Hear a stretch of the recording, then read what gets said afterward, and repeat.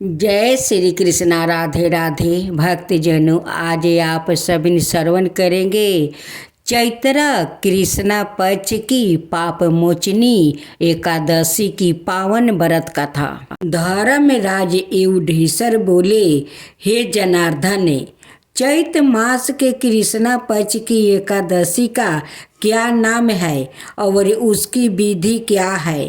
कृपा करके आप मुझे बताइए। श्री भगवान बोले, हे राजन, चैत्र मास के कृष्णा पक्ष की एकादशी का नाम पाप मोचनी एकादशी है। इसके व्रत के प्रभाव से मनुष्य के सभी पापों का नाश होता है। यह सब व्रतों से उत्तम व्रत है। इस पाप मोचनी एकादशी के महात्म्य के श्रवण ओ पाठन से समस्त पाप नष्ट हो जाते हैं।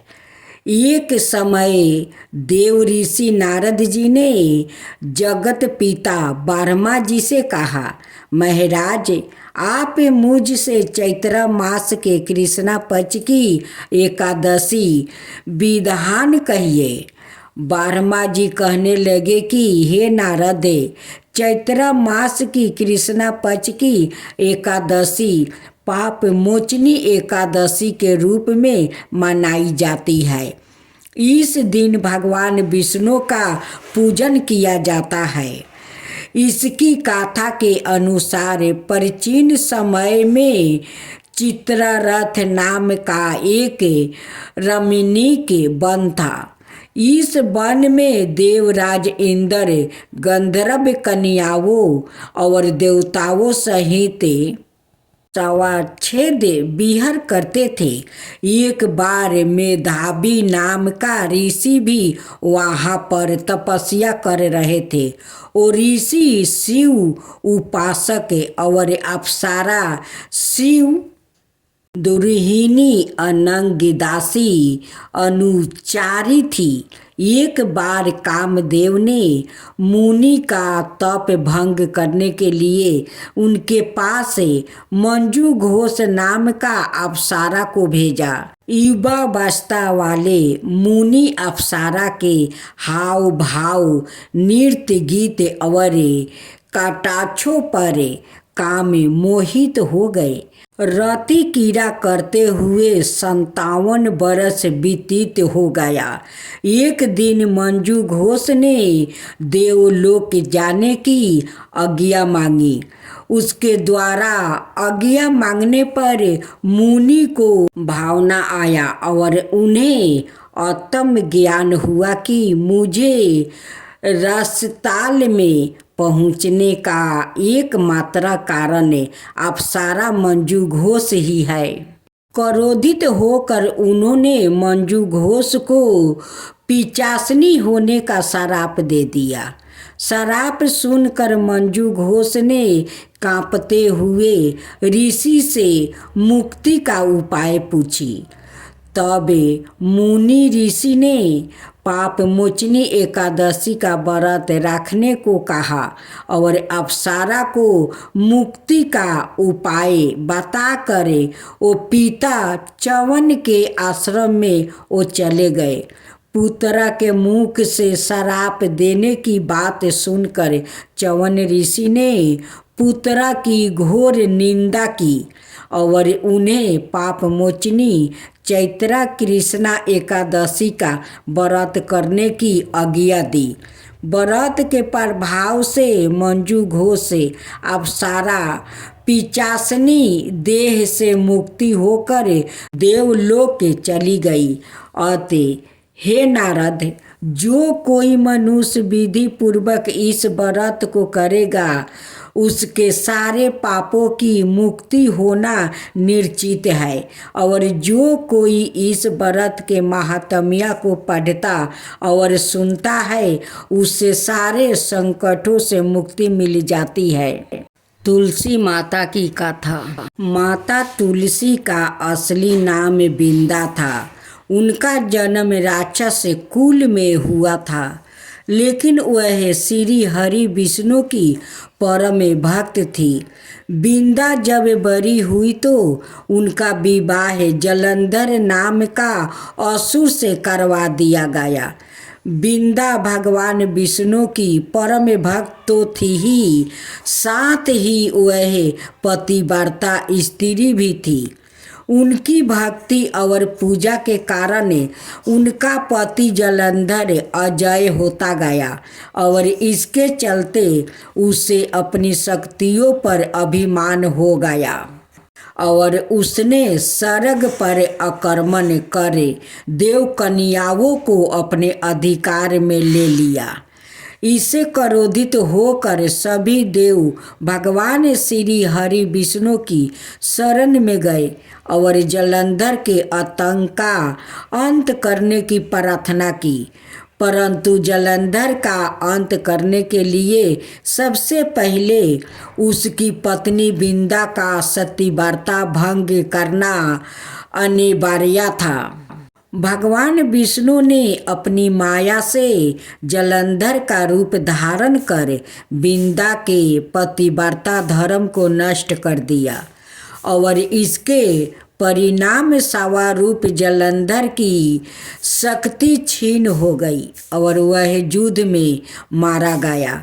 लेकिन जब बिंदा को श्री हरि के छल का पता चला तो उन्होंने भगवान विष्णु से कहा, हे नाथ, मैंने आजीवन आपकी आराधना की है, आपने मेरे साथ ऐसा कृत्य कैसे किया?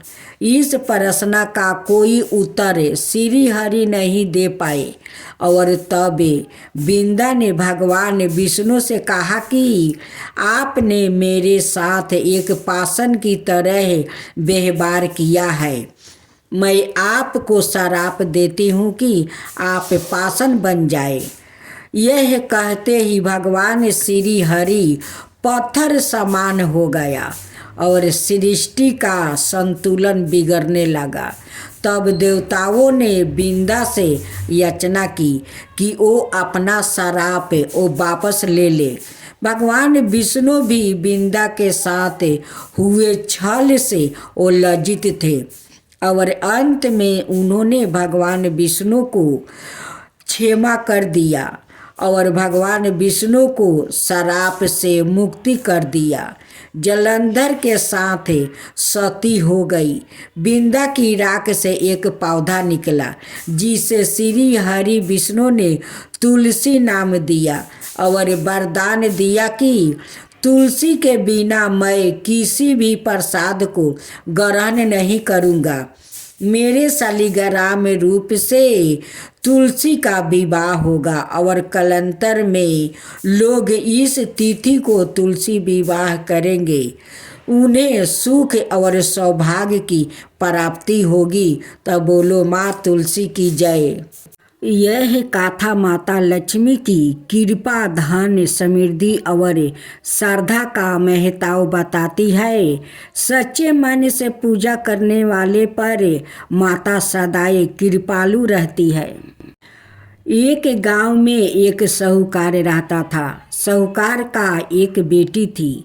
वह हर रोज पीपल सींचने जाती थी। पीपल के वृक्ष में से लक्ष्मी जी प्रकट होती थी और चली भी जाती। एक दिन लक्ष्मी जी ने साहूकार की बेटी से कही, तू मेरी सहेली बन जा। तब लड़की ने कहा कि मैं अपने पिता से पूछकर कल आऊँगी। साहूकार की बेटी ने घर जाकर अपने पिता को सारी बात कह दिया। तब उसके पिताजी बोले, वो तो माता लक्ष्मी जी है, अपने को और क्या चाहिए, तू लक्ष्मी जी की सहेली बन जा। दूसरे दिन वह लड़की फिर गई। तब लक्ष्मी जी पीपल के पेड़ से वो निकल कर आई और कही, सहेली बन जा। तो लड़की ने कहा, बन जाऊंगी, और दोनों सहेली बन गई। लक्ष्मी जी ने उसको खाने का न्योता दिया। घर आकर लड़की ने माँ बाप को कहा कि मेरी सहेली ने मुझे खाने का न्योता दिया है, तब बाप ने कहा कि सहेली के घर खाने जाओगी पर घर को संभाल कर जाना। तब वह लक्ष्मी जी के यहाँ वो भोजन करने गई तो लक्ष्मी जी ने उसे साला 2 साला ओढ़ने के लिए दिया, रुपया दिया, सोने की चौकी, सोने की थाली में 36 प्रकार का भोजन करवा दिया। भोजन कर जब वो जाने लगी तो लक्ष्मी जी ने पल्लू पकड़ लिया और कहा कि मैं भी तेरे घर भोजन करने आऊँगी। तो उसने कहा आ जाइए। अब घर जाकर चुपचाप वो बैठ गई। तब बाप ने पूछा कि बेटी सहेली के यहाँ भोजन करने गई थी और तू उदास क्यों बैठी है? तो उसने कहा पिताजी मेरे को लक्ष्मी जी ने इतना दिया, अनेक प्रकार के भोजन करवाई, परंतु मैं कैसे भोजन कराऊंगी? अपने घर में तो कुछ भी नहीं है। तब उसके पिता ने कहा कि गोबर मिट्टी से चौका लगाकर घर की सफाई कर ले, 4 मुख वाला दिया जलाकर लक्ष्मी जी का नाम लेकर रसोई में बैठ जाना। लड़की सफाई करके लड्डू लेकर बैठ गई। उसी समय एक रानी नहा रही थी। उसका 9 लाखा हार चील्हे उठा कर ले गई और उसके घर वह 9 लाखा हार वो डाल गई और उसका लड्डू ले गई। बाद में वह हार को तोड़कर बाजार में वो बेच आई और सामान लेने लगी। तो सोनार ने पूछा कि क्या चाहिए? तब उसने कहा कि सोने की चौकी, सोने का थाल, साला 2 साला दे दो, मोहर दे दो और समगरी दे दो, 36 प्रकार का भोजन हो जाए, इतना सामान दे दो। सारी चीज़ें लेकर बहुत तैयारी करी और रसोई बनाई। तब गणेश जी से कहा कि लक्ष्मी जी को बुलाओ। आगे आगे गणेश जी और पीछे पीछे लक्ष्मी आई। उसने फिर चौकी डाल दिया और कहा कि सहेली चौकी पर बैठ जाओ। जब लक्ष्मी ने कहा सहेली चौकी पर तो राजा रानी के भी नहीं बैठती, किसी के भी नहीं बैठती, तो उसने कहा कि मेरे यहाँ तो बैठना पड़ेगा। फिर लक्ष्मी जी चौकी पर बैठ गई। तब उसने बहुत खातिर की, जैसे लक्ष्मी ने करी थी वैसे ही उसने करी। लक्ष्मी जी उस पर खुश हो गई। घर में खूब रुपया और लक्ष्मी हो गई। साहूकार की बेटी ने कहा मैं अभी आ रही हूँ, तुम यही बैठी रहना, और वह चली गई। लक्ष्मी जी गई नहीं और चौकी पर बैठी रही। उसको बहुत दौलत दी। हे लक्ष्मी जी, जैसे तुमने साहूकार की बेटी को दिया वैसे ही सबको देना। कहते सुनते हुंकार भरते अपने सारे परिवार को दियो। पीहर में देना, ससुराल में देना, बेटे पोते को देना। लक्ष्मी माता सबका कष्ट दूर करना, दरिद्रता दूर करना, सबकी मनोकामना पूर्ण करना। बोलो माँ लक्ष्मी की जय, धन लक्ष्मी की जय। एकादशी की आरती। ओम जय एकादशी, जय एकादशी, जय एकादशी मैया, जय एकादशी मैया। विष्णु पूजा व्रत को धारण कर सकती मुक्ति पाता, धारण कर सकती मुक्ति पाता। तेरे नाम गिनाऊं देवी, भक्ति प्रदान करनी, जय एकादशी मैया, जय एकादशी मैया। गुणी गौरवी की देवी माता शस्त्रों में बलिनी, माता शस्त्रों में बलिनी। मार्ग शीर्ष के कृष्ण पक्ष में उत्पाना होती, मैया उत्पाना होती। शुक्ला पक्ष में मोक्षदायिनी, पापों को धोती मैया, पापों को धोती मैया। पूसी मास के कृष्ण पक्ष की सफला नाम कहावे, शुक्ला पक्ष में होए पुत्री राधा, आनंद अधिक रहियो। नाम सठी तीला माघी मासी में कृष्ण पक्ष आवे, शुक्ला पक्ष में जाया कहावे, विजाया सादा पावे। ओम जय एकादशी मैया, ओम जय एकादशी मैया। फागुनी कृष्ण पक्ष में शुक्ला अमल की, पाप मोचिनी कृष्ण पक्ष में आवे। चैत्र मास बल की, चैत्र शुक्ल में नाम कदमा, धन देने वाली मैया, धन देने वाली मैया। नामी बरतूनी कृष्ण पक्ष में बैसाखी माहौली, शुक्ला पक्ष में हुए मोहिनी। आपड़ा ज्येष्ठी कृष्ण पक्ष में नाम निर्जला सब सुखी करनी, शुक्ला पक्ष रखी।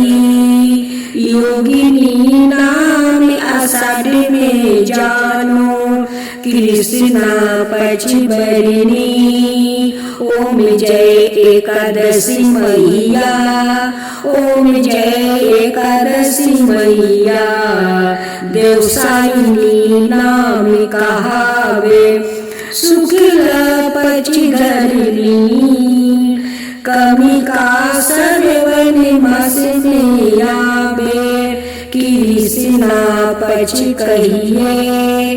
सर्वन शुक्ला होए पुत्र राधा, आनंद से रहिए। आजा भाद्रपद कृष्ण पक्ष की, परिवर्तिनी शुक्ला इंदिरा। आशिवन कृष्ण पक्ष में व्रत से भाव सागर निकला। ओम जय एकादशी मैया, ओम जय एकादशी मैया। पाप कुसा है शुक्ल पक्ष में, पाप हरने हारी। रामा मासे कार्तिक में आवे, सुखदायक भारी।